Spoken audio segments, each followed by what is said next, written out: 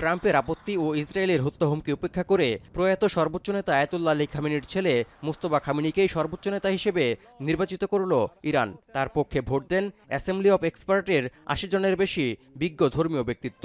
এর মধ্য দিয়ে ইরানের কোটি কোটি শিয়া মুসলমানের সর্বোচ্চ ধর্মীয় নেতাও নির্বাচিত হলেন মুস্তফা।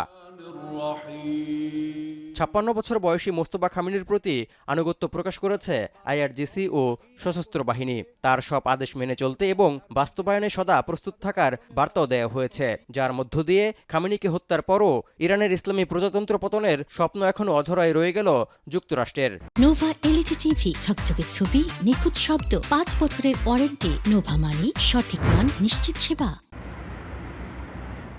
ইরানের সর্বোচ্চ নেতা হিসেবে মোস্তফা খামেনি যুক্তরাষ্ট্রের কাছে গ্রহণযোগ্য নয়। এমনকি নির্বাচিত হলেও বেশি দিন ক্ষমতায় টিকতে পারবেন না বলে মার্কিন প্রেসিডেন্ট আগেই হুমকি দিয়ে রেখেছেন। তারপরও তাকেই নির্বাচিত করার মাধ্যমে যুক্তরাষ্ট্রকে পরোয়া না করার কঠোর বার্তা দিল তেহরান। বিশ্লেষকরা বলছেন, খামেনি পুত্র সর্বোচ্চ নেতা নির্বাচিত হওয়ায় ইরানে যুক্তরাষ্ট্র ও ইসরায়েলের যুদ্ধ অর্থহীন হয়ে পড়েছে।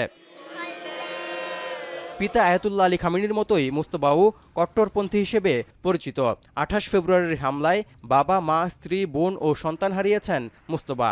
এখন সর্বোচ্চ নেতা নির্বাচিত হওয়ার মাধ্যমে যুক্তরাষ্ট্র ও ইসরায়েলের প্রতি প্রতিশোধ নিতে মরিয়া হয়ে উঠবেন বলে মনে করছেন বিশ্লেষকরা।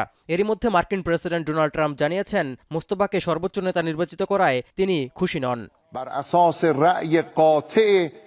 সরকারের কোনো আনুষ্ঠানিক পদে না থাকলেও আইআরজিসি এবং কট্টরপন্থী রাজনীতিবিদদের সঙ্গে বেশ সখ্যতা ছিল মুস্তফা খামেনির। পশ্চিমা হুমকি মোকাবিলা করে দশকের পর দশক বাবা আয়াতুল্লাহ আলী খামেনি কিভাবে টিকেছিলেন তাও দেখেছেন খুব কাছ থেকেই। তাই সরাসরি নেতৃত্বের অভিজ্ঞতা না থাকলেও বর্তমান যুদ্ধ পরিস্থিতিতে তাকেই সর্বোচ্চ নেতা করার সিদ্ধান্তটি সঠিক বলেই মনে করছেন বিশ্লেষকরা।